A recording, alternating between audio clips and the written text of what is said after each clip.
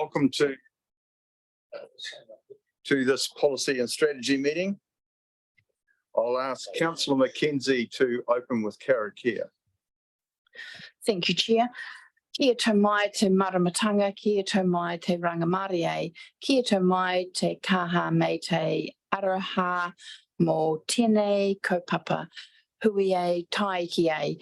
Let's be grounded in clarity, let's be peaceful, let's be strong and loving at this issue, bind together, and so it is. Thank you, Councillor McKenzie. Welcome, everybody. We have no councillors on Zoom, but we have a number of staff on Zoom. We've got the news media in the room present today rather than on Zoom, which is always much better. You can get the feel of the meeting. And I understand board member David Armstrong's on Zoom. So I've got apologies this morning for absence. Councillor Shellcross, Councillor Butler, Councillor Greening and Mayor King will be in and out. Would someone like to move that we receive those apologies? Move Councillor Hill, seconded Councillor Murray. All those in favour, please say aye. Aye. Against? Carried. We have nobody sitting in public forum and nobody registered, as I understand it. Right, so we'll move through that.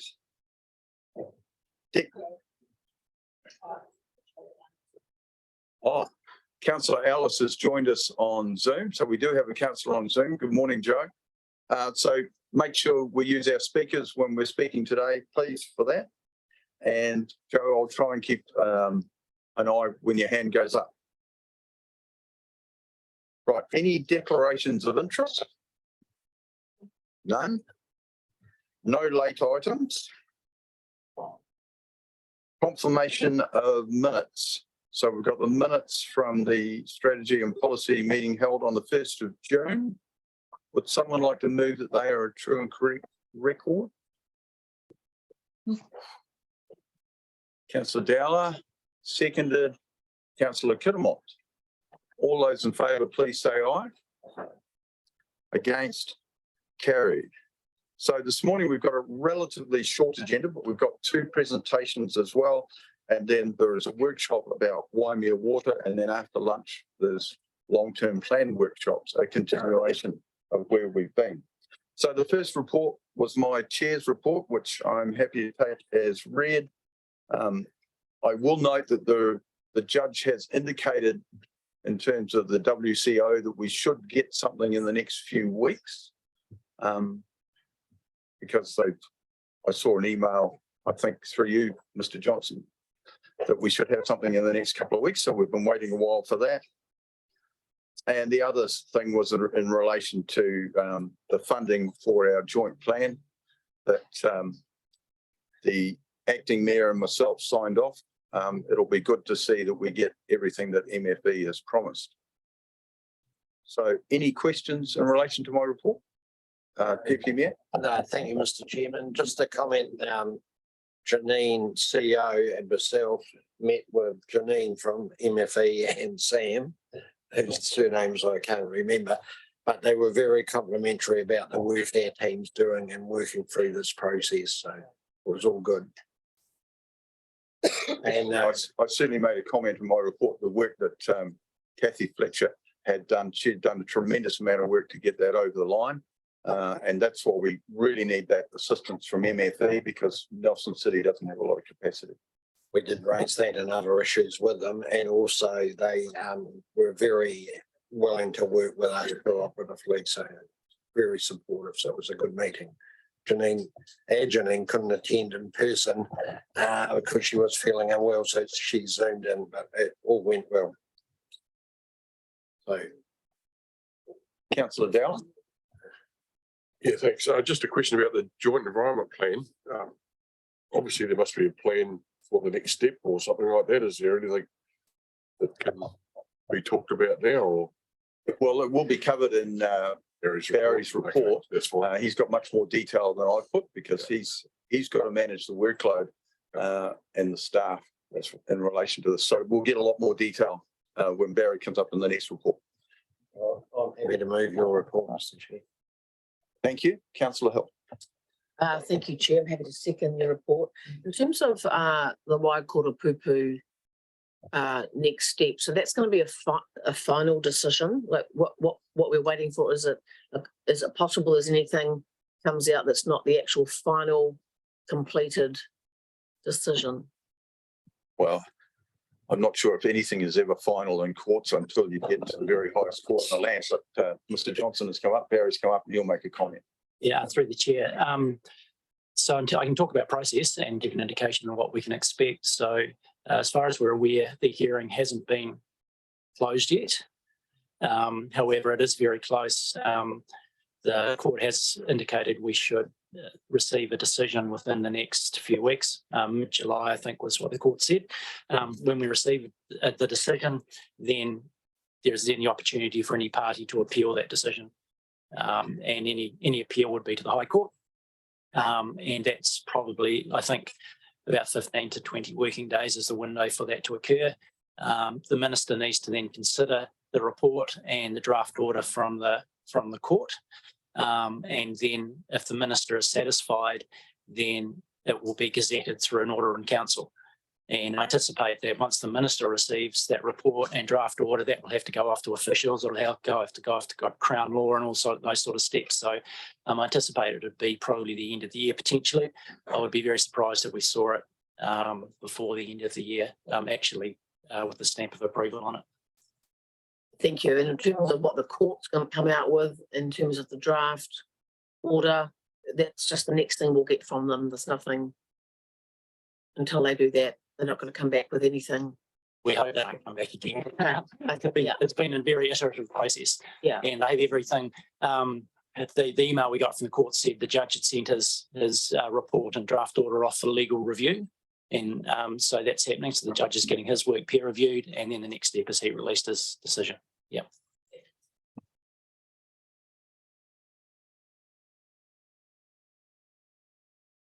All right, well, thank you for that. If there's nothing more, the motion, my report's been moved. Councillor Dallas, seconded. Councillor, or was it Councillor? Deputy Mayor Brian, seconded. Councillor Hill.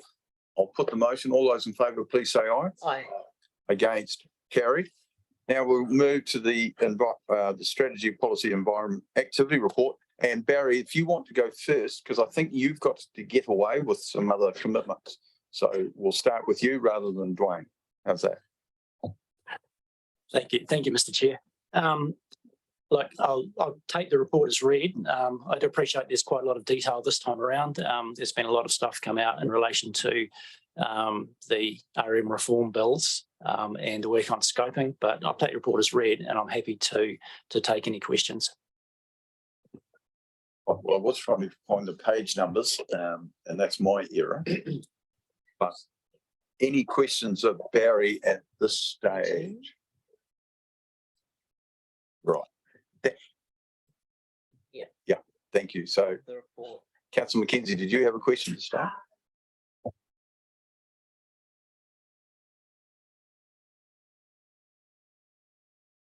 Well, I saw, I just might ask Mr. Johnson to start with, you were starting work on a work program, and I remember a meeting we had about 2 weeks ago where there was some suggested work in relation to air quality and burners.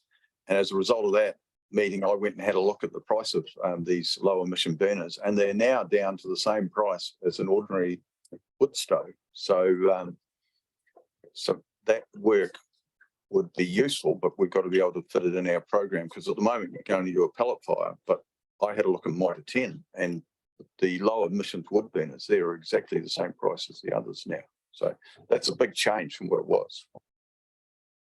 Yes, through the chair, just touching on Councillor Dowler's question earlier on, with the proposed new legislation, then the Tasman Environment Plan, as it was initially framed up, won't go ahead because the new legal requirement is to have a combined plan with Nelson. However, we have a workshop with councillors on the 9th of August because there's still a large number of priorities and legal obligations that the council has with regard to resource management.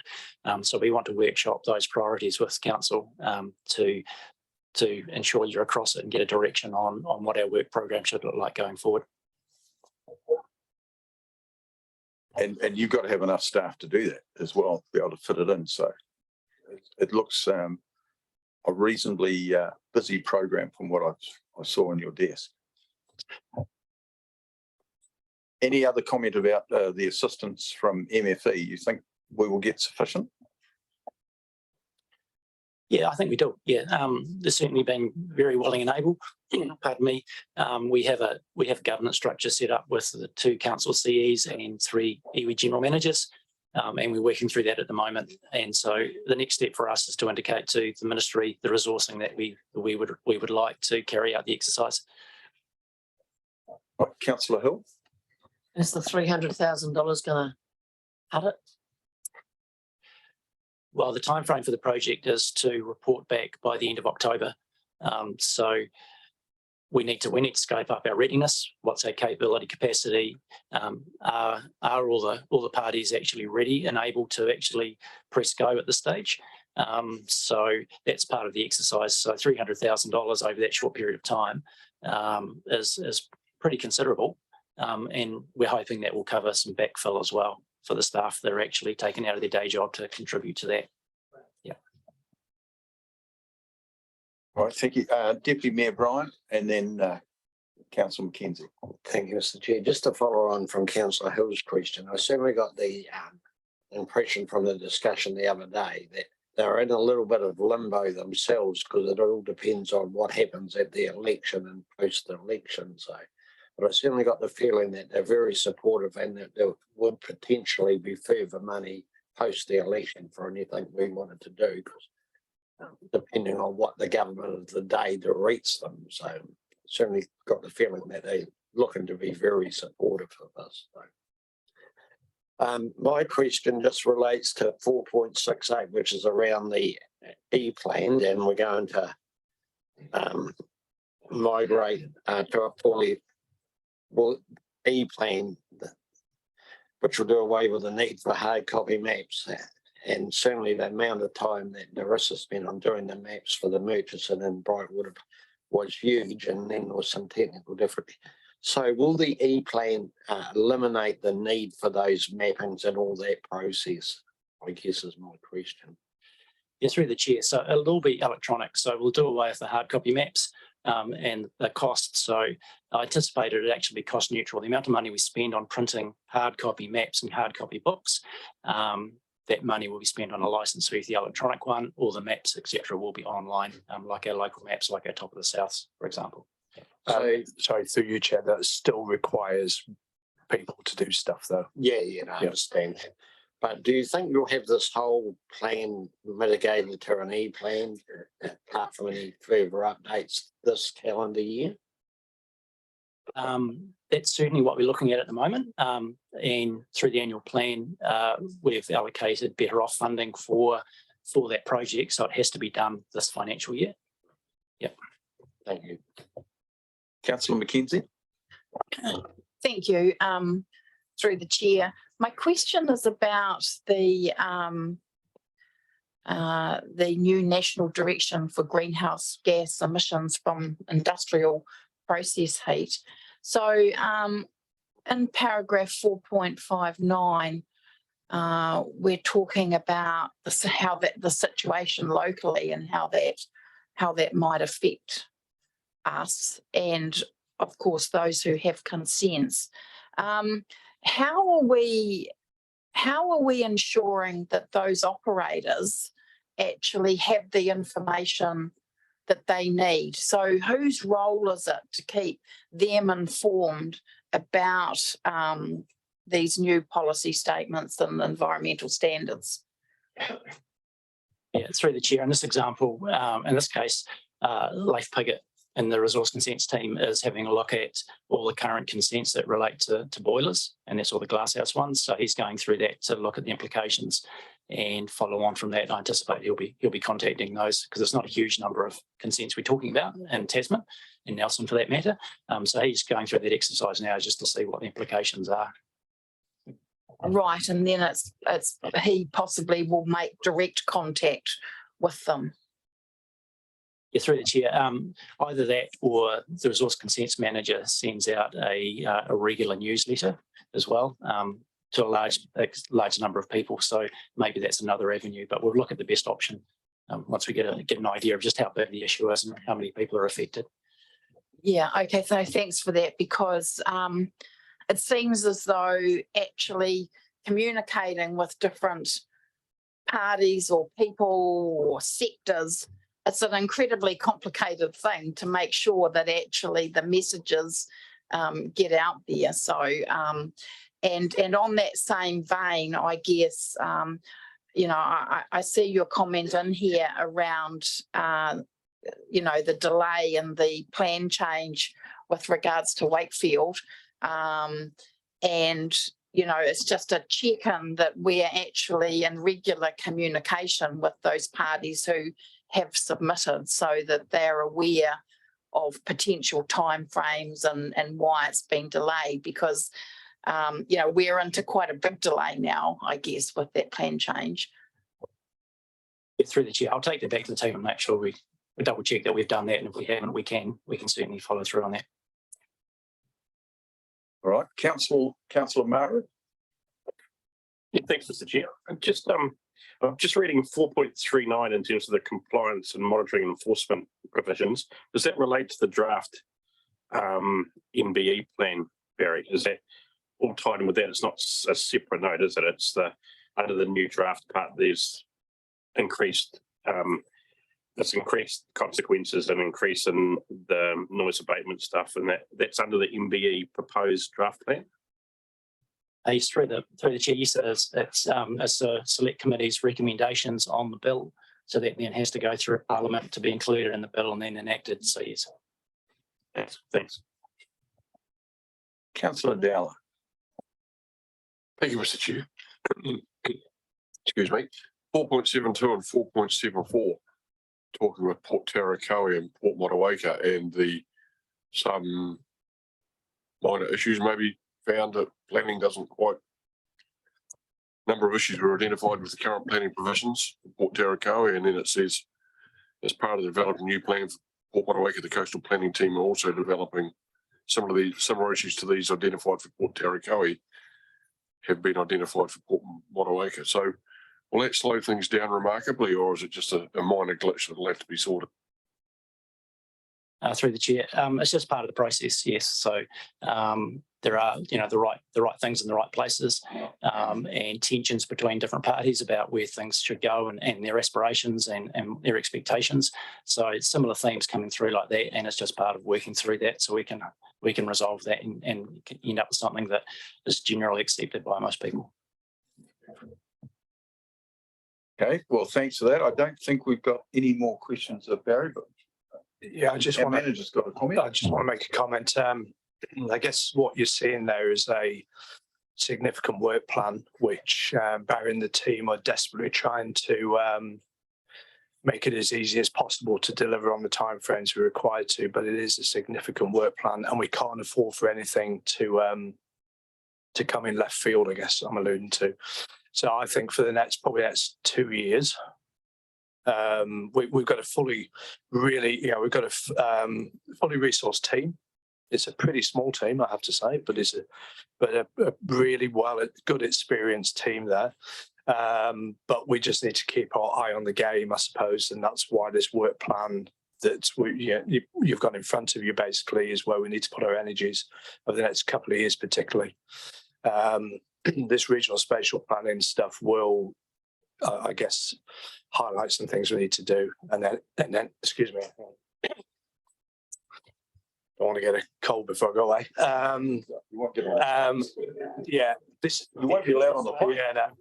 Look, I guess I'm putting my force field around the team here to say, look, as collectively as a team, we need to look after Barry's team to make sure they can continue to deliver what they do. So the more we can try and keep on track and work to that work plan, we're going to get the odd thing popping up, but the more we can focus on our energies on that game, the better the outcome is going to be. I wholly support that. I'm aware of how big their workload is, but at least he's got a full complement and they are experienced. That's why I was very keen that we got not only money from MFE, but some bodies on the ground to do some work, because we can't carry the can in that particular area. So that's very important that we keep them up to that. No more questions. So Dwayne, you're now in the hot seat. So, and those started, I think, from, was it page 10 or before then? So Page 8, Mr. Chair. page 8. So anything you want to comment on, Dwayne, before we have a few questions? And thanks, Barry. Yeah, thank you, Mr. Chair. Just a few things. Walter has now left the team leader role and David Arsenault is acting. So I guess until we appoint a new Walter, just be aware if there's anything that you would have previously gone to Walter for to talk to his team about, then David Arsenault is your contact on the short term. The speed management plan, we had a workshop with you maybe about 3 or 4 weeks ago on that, and confirmed some options, but there was also lots of little conversations I had across the maps with several of you, and it spurred us into thinking that we might need to potentially create a wider range of options available to consult on in the community. I just wanted to let you know that we're going to talk to the Regional Transport Committee on the 11th of August as part of a workshop to discuss what those options might be, but the intention is to provide a wider range of options from the do minimum to do everything, just so that we can have a more facilitative conversation with our community. The next update report, because you increased your investment in rivers planning for the forthcoming financial year, so I've asked the team to do a bit of an expose on what exactly will be progressed from that funding, but that will be in the next update report. Just wanted to let you know that the team are thinking about that now, and we'll put that into the next one. In the Mapua master plan section that's in the report, I just wanted to stress a few things. The first is there's some early engagements going to start happening in August. The whole process has been delayed by a few months for a few reasons that are outlined in the report, but that will kick off in earnest. And the word vision was probably not the correct word in that section. It's more about a process aim. What we hope to achieve by the engagement and consultation with the community, and ultimately the outcome of the master plan, not a vision, yet another vision or a separate vision for MAPA or anything like that. So just wanted to clarify that. And there's a bylaw missing from the section on bylaws. So we've picked up 4 bylaws to review over the next year. The public places bylaw, we currently have a trading in public places bylaw. It's been reframed, dog control bylaw, cat bylaw, and the introductory bylaw. So there'll be a workshop, I think it's in September, with you, and possibly another one in September, just to walk through the issues associated with those bylaws and what you might want to do about them. But I am holding over any consultation process, or planning to hold over any consultation process, until the council's got through the speed management plan, through the LTP consultation. And so starting that process in July, otherwise it's just consultation overload and quite difficult for ourselves and for our community to take it all on board. Thank you. That was the only updates I wanted to provide. Councillor Hill's got the first question. So I thank you, Chair. What was the last bylaw that you said? I couldn't quite catch it. Sorry, the introductory bylaw. We have what's called a consolidated bylaw, and so it just has this one chapter called the introductory bylaw, and it has provisions that all of them relate to. So things like when you issue a permit, what does that mean? If you issue a notice, what does that mean? And a few other bits and pieces. It's taking some of the administrative elements out of all the other bylaws and just holds them in one, and rather than repeating them in all. Yeah, so it's of that nature. Councillor McKenzie. Thank you, Chair. I do just have a couple of questions on different matters. I mean, we're going through this report, but it's such a huge amount of work that's actually being undertaken. And, as I look through it, I'm sort of going, is there something here that we're doing that maybe we don't need to do, and we can reprioritize it. But that's for you to think about. But it is a huge amount of work. I just wanted to start off by making a comment about the annual plan. So we've got that done and dusted now, which is great. I have mentioned to Alan Bywater that I think with the annual plan, we spent a lot of time talking about what the impact on rates was going to be and what we might need to cut out of the annual plan. But I think we spent a lot less time talking about what's actually in the annual plan. And I, for one, feel that that's just a bit of a gap in the process, and I think Alan will rectify it, but I just wanted to bring that to the committee's attention. Can I just respond to that? I've had a good, I think that was really perceptive of you, to be honest.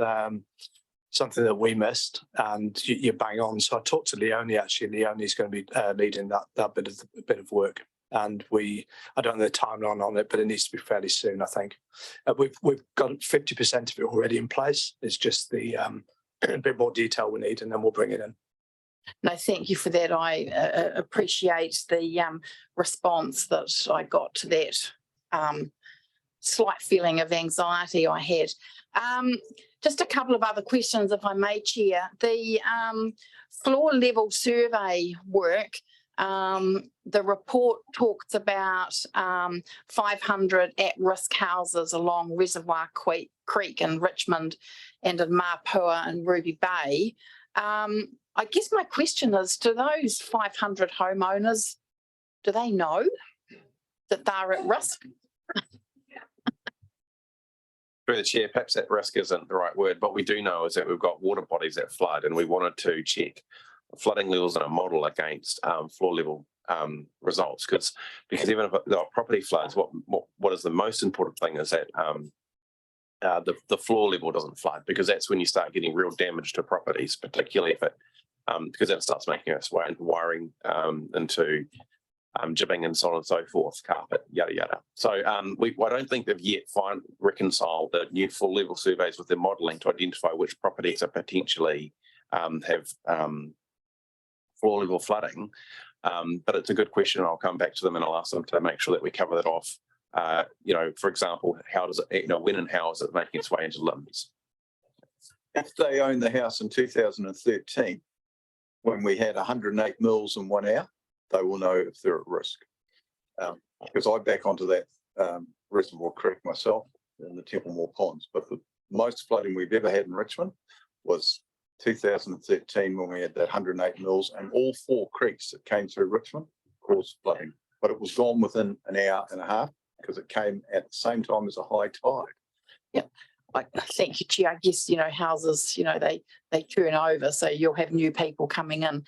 If I may just continue, the underwater and wastewater, we're delayed in terms of the work we're doing on a high level risk register for the water supply activity. And actually, when I was reading through this, I was just thinking about, we do have issues of supply of water with regards to the Dovedale water scheme and how that might be impacted in the future. And I'm thinking, does this work in terms of this risk register? Would that make us think more broadly about some of these rural water supplies and their future?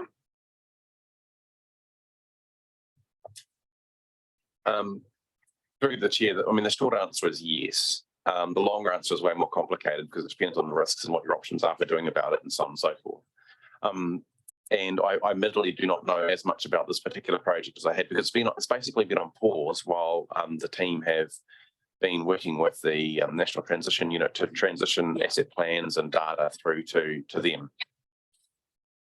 Sorry. Apologies.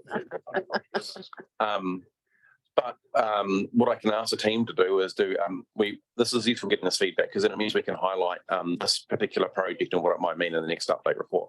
Yeah. Do an expose on it. All right, happy to do that. And then I think that just with regards to the Mapua master plan, I think, I'd sort of just like to convey, I think that there are very high expectations in the community about the master plan work and what it may or it may not be.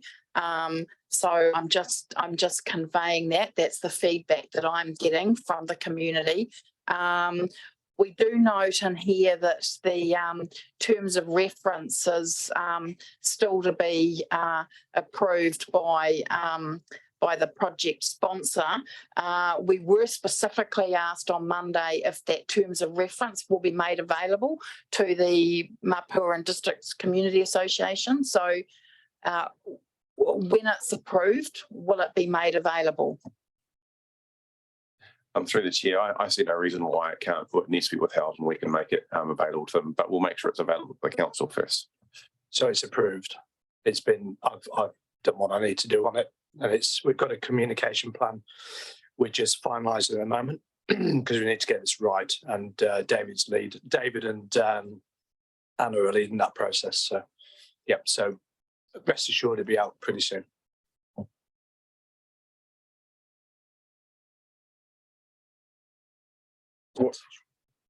Yeah, I can just endorse what Councillor Mackenzie says about the interest. I'm trying to attend every second Mapua Districts Community Association meeting as chair of that. So I get a feel for the view, what's going on in the community. But the community association is less than 10% of the community.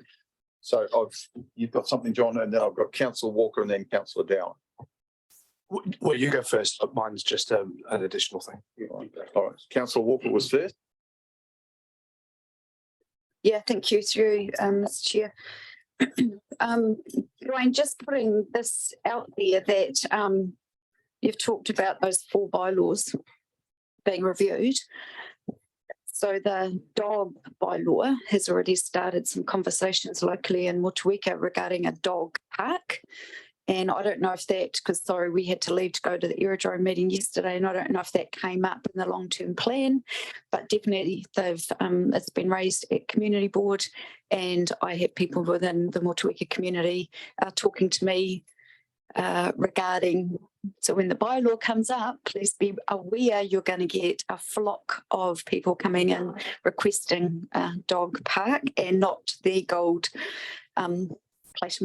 plated piece of work that our staff did for us last time, but it needs to be something that our community can embrace on the Corolla level.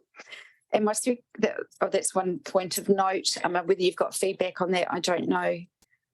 No, I was aware of interest in dog parks, not just in Motueka. Adrian is our partner in this process and gave us a good briefing on everything we needed to know last week. Marvellous. Will that come back to our community board maybe prior to the dog bylaw going out? And my second thing is I note that the leasing and licensing work policy has been pushed out a bit further. Have big concerns about what that means locally with the varying leases that we currently have. Do we have assurance, and I know there's a staffing challenge, but do we have a assurance that early 2024 we will have some response, or is that likely to be pushed out as a non-priority? Through the chair, look, there's an August workshop with council on this matter, and I guess to some extent it depends on the direction we get from council from that workshop. But barring something drastic at that workshop and any staff vacancies that might arise between now and then, I think that timeline is achievable.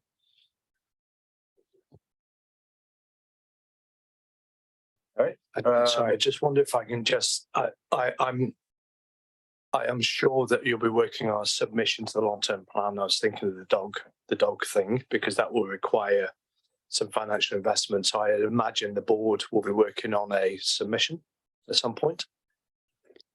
So sorry, John, are you asking me if the community board's doing a submission, or are you putting that out to I'm whom? literally looking around the room into space going, I assume that it will happen. So, but I would encourage that if that comes to the long-term plan submission as well.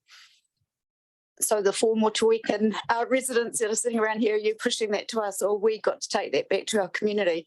Kind of would have thought it'd be a conflict of interest if I was to submit something. No, I'm looking into space here, and I'm not just making a general comment. I don't think it's a conflict for the board. Yeah. But I'm sure as officers we'll be working with the board to help put a submission together for the long-term plan. Appreciate your response. Thank you. All right, I've got Councillor Dowler, then Kidamot, and now Maru. So Councillor Dowler. Thank you. Just further to Christine's comment or question before about the 500 houses at risk. I just have a comment to say that it's not only the houses at risk, there is council infrastructure that's at risk there as well.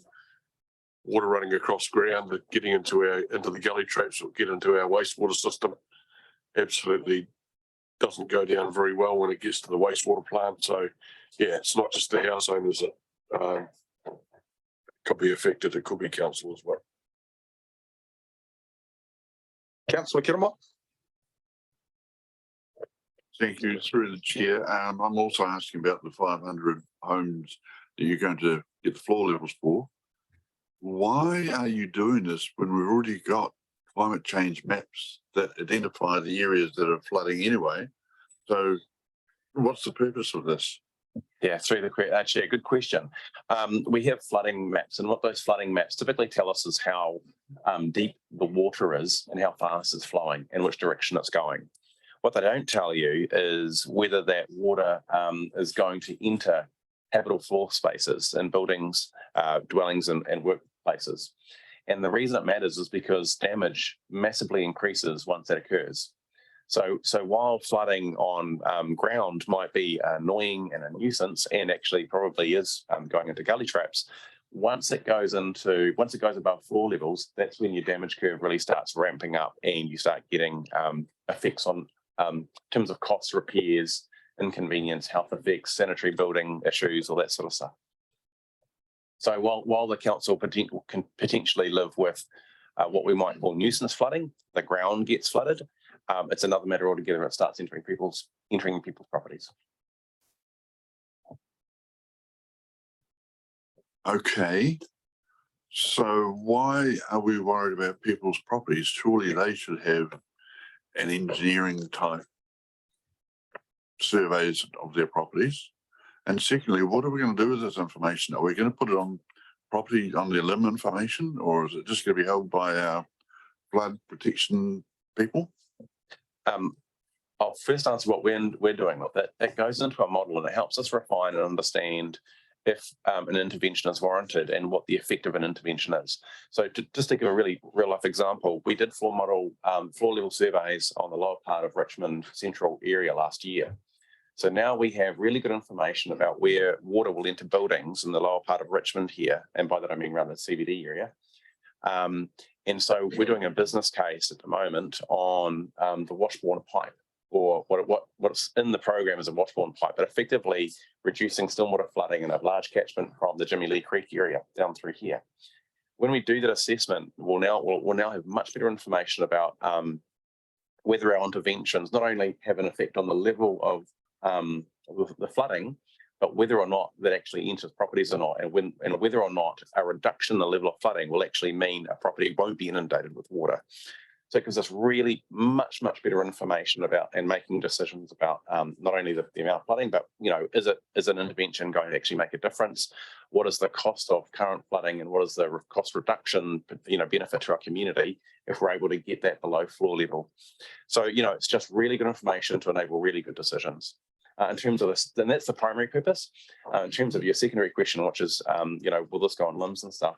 The council's obligation at a high level is if it's got information on properties that is fit for purpose, then it needs to put that and make it public available on their limbs. So we will follow through with that. And that's the question I think Councillor NPR. So yeah. Okay. One last one, sorry, Mr. Councillor Morris. We've got some people waiting, so we need to keep these questions short and the answers. I'll withdraw the question. You can take it offline, but it helps with the catchment management plan. Really, that's what it comes to. Councillor Murray. Thanks, Mr. Chair. Quick question. So the community leasing discussion. So what happens in the interim while that's still being reviewed? Are we renewing expired leases on the old policy? Are we not renewing? And I'm really interested in the criteria for applications for leases for land that becomes available. Most recently, the one in terms of across the Old Wharf Road, where we thought there was a discussion with the Motorhome Association that was somehow deemed not valid. So I'm really interested what the interim looks like. Through the chair, I don't have information on individual lease discussions. That's with the property team. But effectively, we continue our current practice, which is an ad hoc one until we have a policy. Yeah. So at the moment, there's we've got a lot of practices we've developed over time, but they're not codified or formalized into a policy. And we tend to roll over and carry over. We tend to carry over the terms of previous lease arrangements and licenses on an ongoing basis. So this won't necessarily entirely deal with that, eliminate that is what I mean. But at least mean, depending on what comes out of the workshop, that we have maybe some standard practices that are endorsed by council. And I know we've got, so just to follow up, so would those lease renewals be put in front of the enterprise committee that you know of? Is that the process, or is it just done by staff delegation? I believe it's horses for courses. So the staff do have delegation to make decisions on certain matters. But I think there are leases on certain types of land that have to come up to council, but I honestly don't know the detail. Yeah. You get the answer for you offline. And just one last one, and that's around the dog park and the community board. I'm not quite sure what was submitted or what was talked about at our last workshop for that, but I guess what Councillor Walker raises is the consequence of a revision of the dog bylaw isn't just about Motueka getting a dog park. It's where dogs will exercise across the region. So I'm not sure if it's just isolated to Motueka.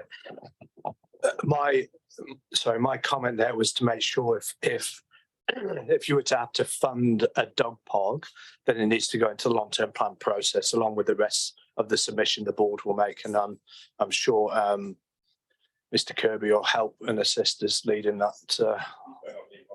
Yeah, well, through the chair, the dog bylaw won't deal with the matter of whether a dog park is permitted or not if it's in land, because the default position in most areas is that dogs have to be on leash.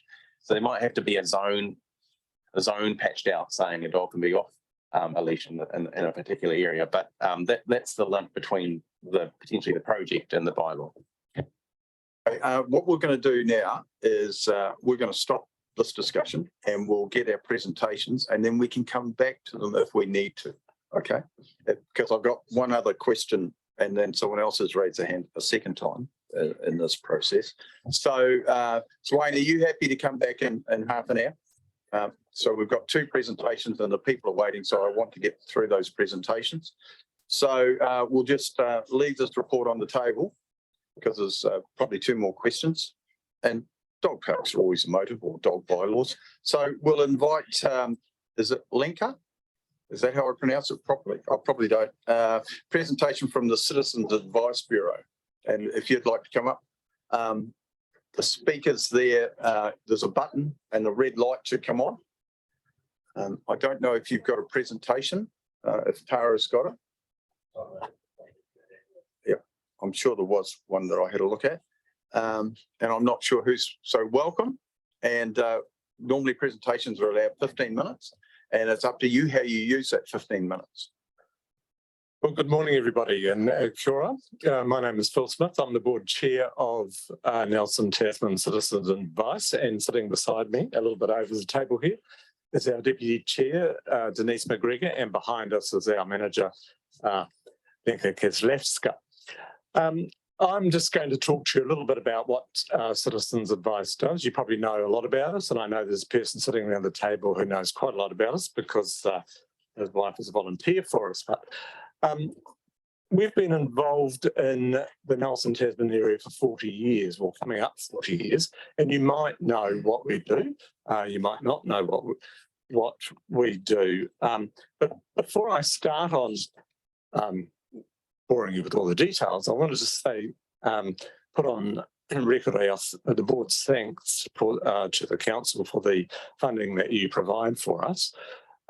It's been ongoing and fun. That is something that we value, and we thank you for that. And I want to formally acknowledge that to the council. We're grateful for the support you provide. You'll notice we're Nelson Tasman. Yes, we are our main office is in Nelson. However, we have just opened a an office in Motueka. We're trialling that as in the community house at Motueka on a Monday between 9 and 12, just to see if we can service that community there. One of the things we do know about the Tasman area that our office, our volunteers service, it's one of the larger areas by kilometres, square kilometres in the country that our one CAD office and 40 volunteers or 49 volunteers service. So if you look at it in comparison to Auckland, which you're probably aware of all the information, all the drama around there, Auckland, yes, more population, has 37 Citizens Advice Bureau spread across the Tamaki Makaurau. Obviously, there are distinct communities of interest up there. If you look at that compared to the Tasman area, we are vastly larger. Smaller population, but a huge area. You're well aware of the areas you service.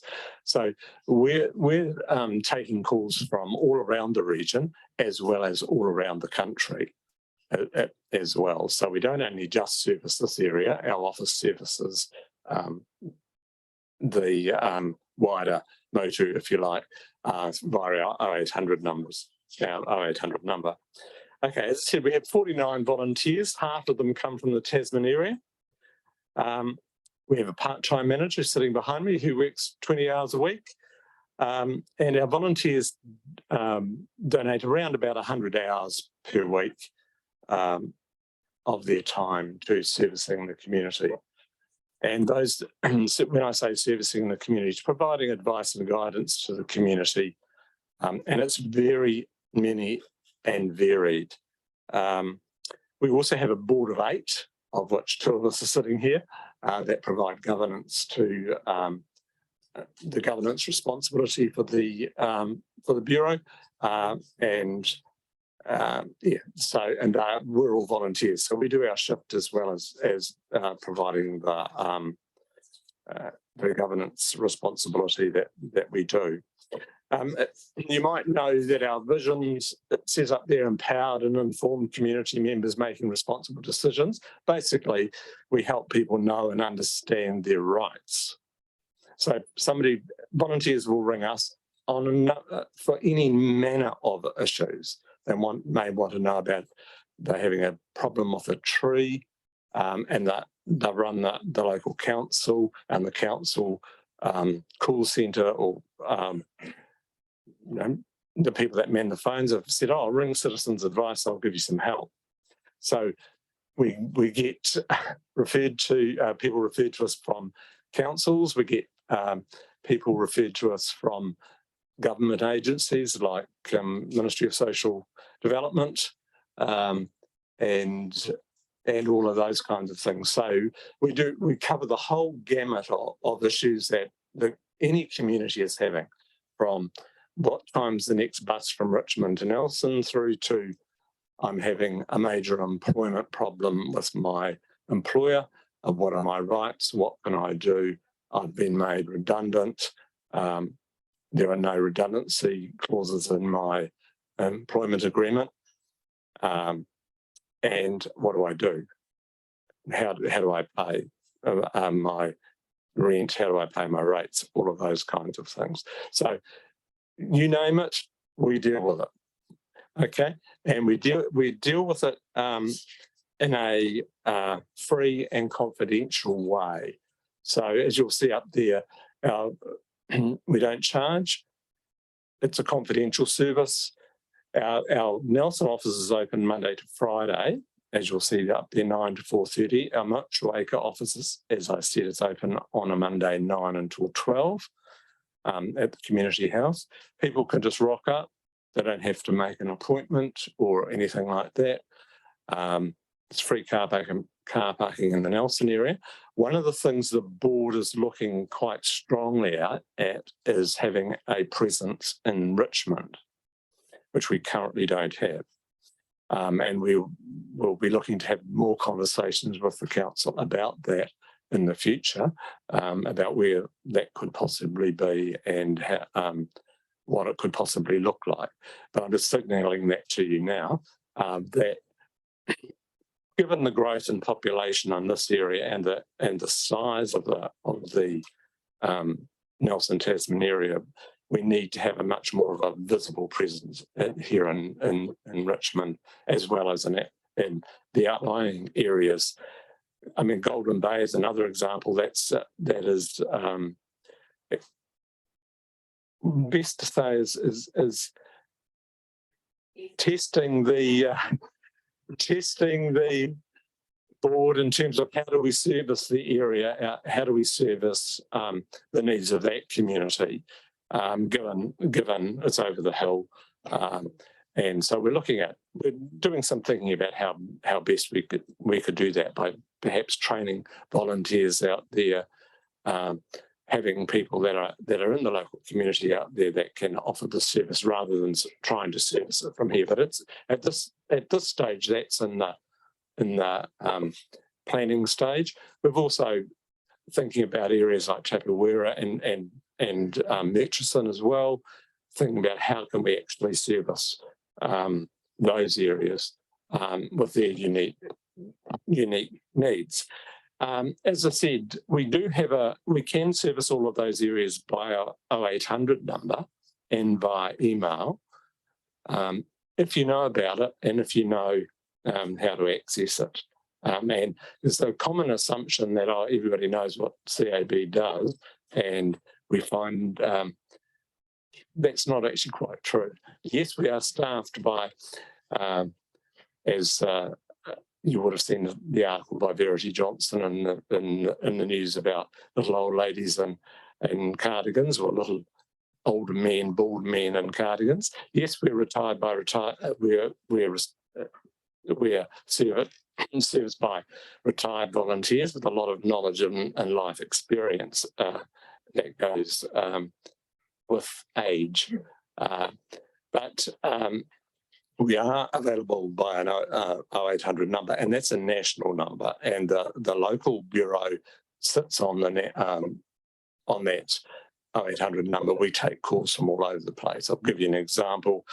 When I was on shift, I took a call from a lady from Akaroa who was in her 80s. She was concerned that there was wind and the storms that had there, and she was concerned about this very large tree in her front yard that could come down, and she and her husband, who were in their 80s, couldn't do anything about getting up and chopping it down. Could we help? And she had rung the 0800 number and was put through to our office, because it's on that 0800 number, obviously it goes to the first available phone. So if all of our phones are busy, you could end up, you could talk to somebody in Auckland, or you could talk to somebody in Invercargill. Hopefully you will get the same service. So that's what the 0800 number does. So that means that we're dealing with local issues as well as issues from around the country. With regards to the lady in Akaroa, I was able to talk to her about local service groups that might help. She said, "I know they were no use. I won't comment on what she said about the local service groups, trying to get them to come and cut down her tree." And it wasn't a small tree either. But something about a bull was mentioned. But anyway, I was able to actually give her some options and suggest that she actually looked at had she contacted her local council, and she said, "Oh no, she hadn't thought about that, and she didn't know how to do that." So we were able to provide access for her to the local council, and told her, if you don't get any luck there, ring us back. And we haven't heard back from her, so hopefully she got her tree cut down. Just to say that most of our clients come from Nelson and Tasman, right? Yeah. True. That was my next point. But I was just mentioning that the 0800 number is a national number. So, but as Denise said, most of our work is done with our local community. We go out into the community to educate. We were part of the Positive Settlement Expo that was held last year, and we're running a series of information sessions at Waimea College to the Year 12 students, I think, around employment rights, tenancy, buying cars, that kind of thing. So we're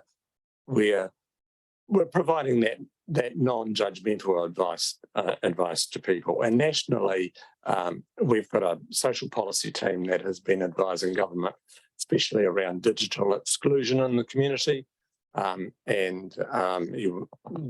was presented to Parliament last year. We have a public website, which is up on the screen now. If you look at it, you'll see, if you wanted to know something, you don't have to ring us, you can go onto the website. That's the website that our volunteers see, but we get into the back end of it, of course. You type in a question in the middle there, and then hit the Ask Us button, and you'll get a series of options there. That website is continually updated and is pretty extensive in terms of the information behind it. We have a community registry or community directory that covers the Nelson Tasman are with 300, which is updated and moderated. So if somebody wanted to know about a bridge club, or if they're new to the area and they want to know are there bridge clubs in Richmond, are there darts clubs in Richmond, that kind of thing, we're able to provide them with a link there.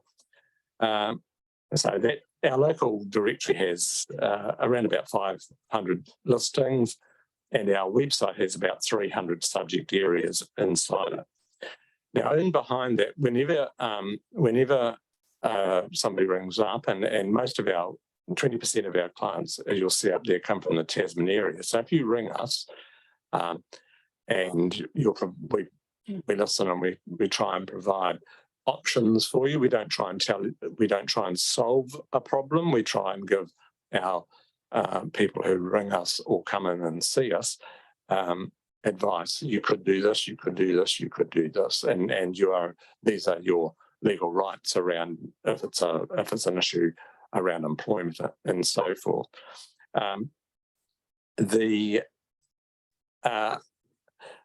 As I said, 20% of our clients come from the Tasman area, and that is all around the Tasman area. So more often than not, they're calling into us, right, because of where we're currently located.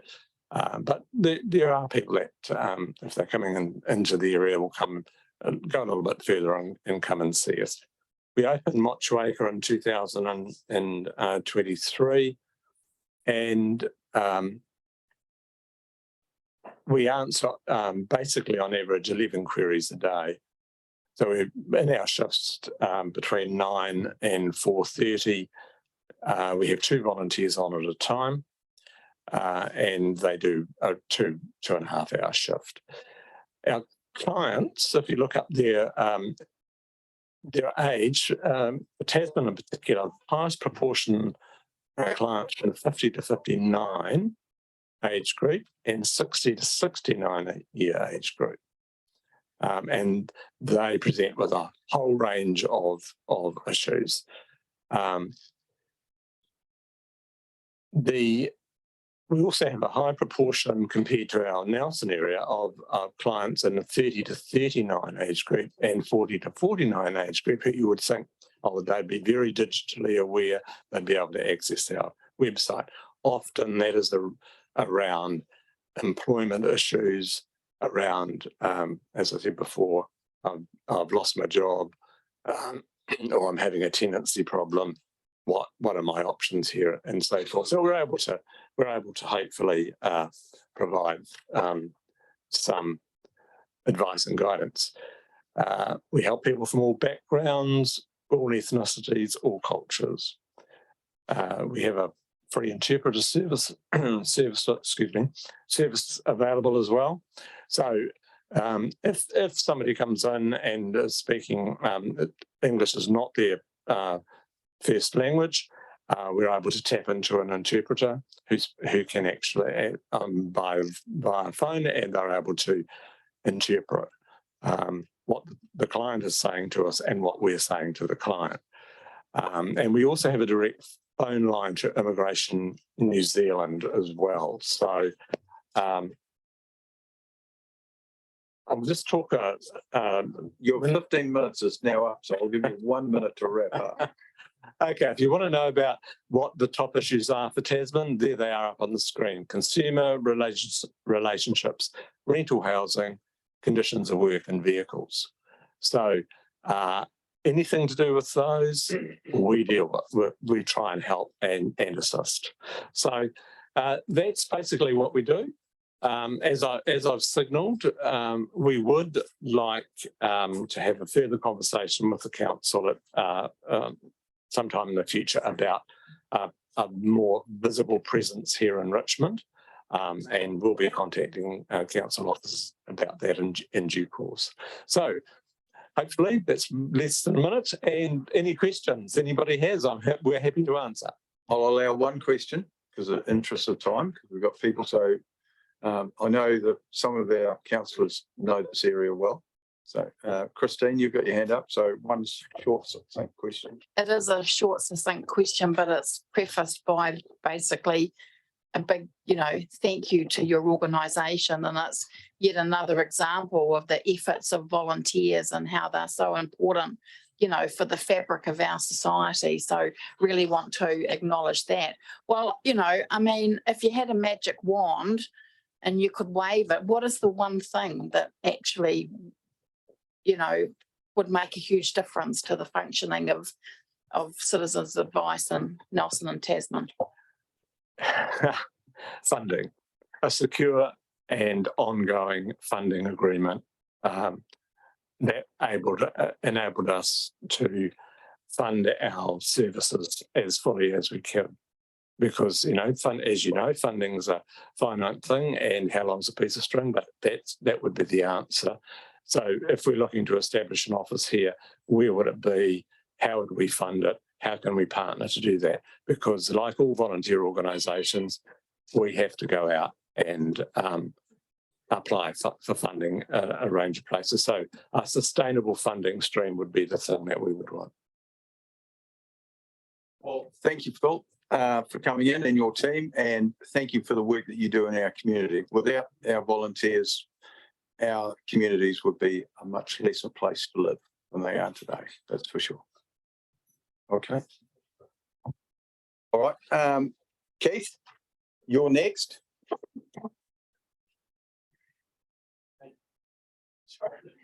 That's all right. So it's the same rules, Keith. It's 15 minutes. How you use it is up to you. Yeah. And you've obviously got a presentation. Yeah, just realising now. So.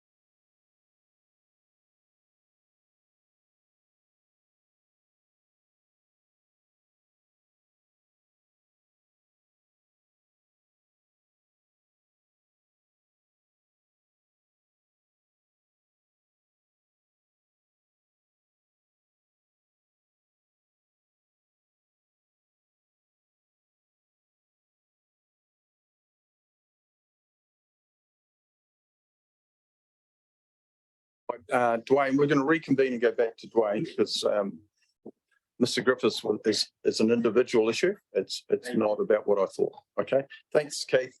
And I'll make sure someone gets to you today. Right, thank you.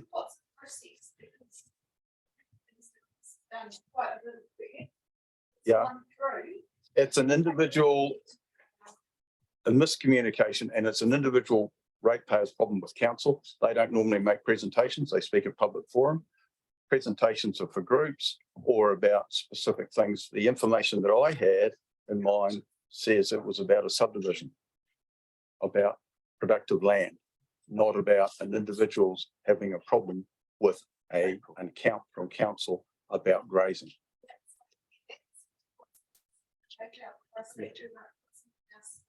No. Well, like it was a miscommunication. I've spoken to him and I have ensured to him that I will be back to him or someone will be back to him this afternoon in relation to his problem. Okay. But it's something that should have been dealt with probably at public forum rather than as a presentation.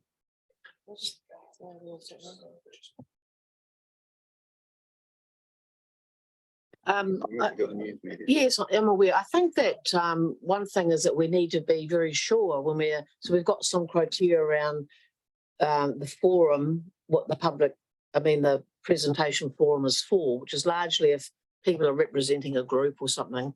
So, but I think, we need to make sure that if people are coming to a presentation and we're not clear about why they're coming, we have to get clear and to see the information because it's a protection measure too for members of the public who are coming and presenting information around an issue on their land or some issue they have with council that they're working through. This isn't the right forum for that. So the hiccup here has happened at the front of house around actually let's get a meeting set up for you with your ward councillors or the staff that you're dealing with. We do all this. This happens often, but this is just the wrong forum, and there's been a slip here somewhere in that setting up time. That's my take on it. Yep, and we'll fix it.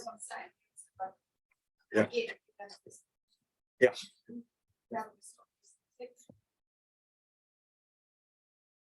Well, I'll do it for my committee. I can't answer for others. Well, we'll also make sure, whatever happened here, we'll do a bit of a debrief and see that it doesn't happen again. That's all we can say, really. It's mistakes happen and we just learn from it. Yep. And right, so we'll go back. We haven't finished Dwayne's report, and we have got Joseph Thomas coming at about 11, but we can always be a bit late. Board member Graham, if we can distract Councillor Dowler. You had a question of Dwayne. Yes, thank you, Mr. Chair. And Councillor Dowler was just filling me in because just regards to page 13, speed management plan, because I'm not privy to all the council stuff, and so I understand there was a workshop. Councillor Dowler was just filling me in. My question was, I had a couple of questions. One was around that this is something NZTA are funding and pushing through, and I understand, yes, it's there. Through the chair, yeah. The requirement comes from Mokakatahi to undertake the plan. We have to have a draft. We have to some kind of consultation out by October, and I think we have to have the plan finalised by March. They don't directly fund the plan. What we do is we have staff who are transport planners, and they contribute to meeting the costs of those staff through subsidy. Thank you. And just in regards to the consultation, which Councillor Dowler was just quickly taking me through. So my understanding is you've had a workshop with council, you're drafting the plan, it will go out to interest groups and the community board, and then it will go out for public consultation? Through the chair, I don't know that we'll have time to talk to interest groups, but we can certainly talk to the community boards before we go out for consultation approval. Okay, yep. And there is just backing up the questions, and there is a consultation plan to engage the community to make sure that we get as wide a scope of the community voice as possible. Yeah, through this year, absolutely. So the intention is to have full, wholesome and meaningful engagement with all sectors of our community on this. It's meaningful, it matters to people. So we want to make sure that we reach as many people as we can. Absolutely. The comms team are well over this and drafting that comms plan. That's great. Yeah, it's important. Like, as you said, it's meaningful. It's just making sure that they know that it's there for them to contribute to. I just have one other question, but it's not really a question. Just in regards to page 17 with the Mapua master plan. I realised that you guys had made an attempt to engage 3 iwi to be on, I don't know if you call it, your steering group. And unfortunately, no one comes through. And I don't know if that's because of capacity at their end. That's what I'm assuming. But will that impact any progress for the steering group moving forward? Through the chair, yeah. So the we're still in conversation with Kaimahi and Taio staff at the iwi Trust. We're well and truly in discussions literally every week about the master plan with them, and there's a more formal session with Taio staff in about 4 weeks, talking about aspects of the master plan. Yeah, essentially the issue with steering committee appointees was one of resourcing and time, but we are still in discussions with iwi Trust staff and looking at what options are so that we can possibly get at least one appointee onto that steering committee. It won't hold up the process at the moment. We're hopeful that we'll be able to get that one appointee on at least before the steering committee is asked to approve a draft master plan for consultation with the community. Oh, no, that's good. Thank you. Through the chair, I was just making sure that it wouldn't hold things up. Thank you. Right. I had one other person on the list for questions. Councillor Walker.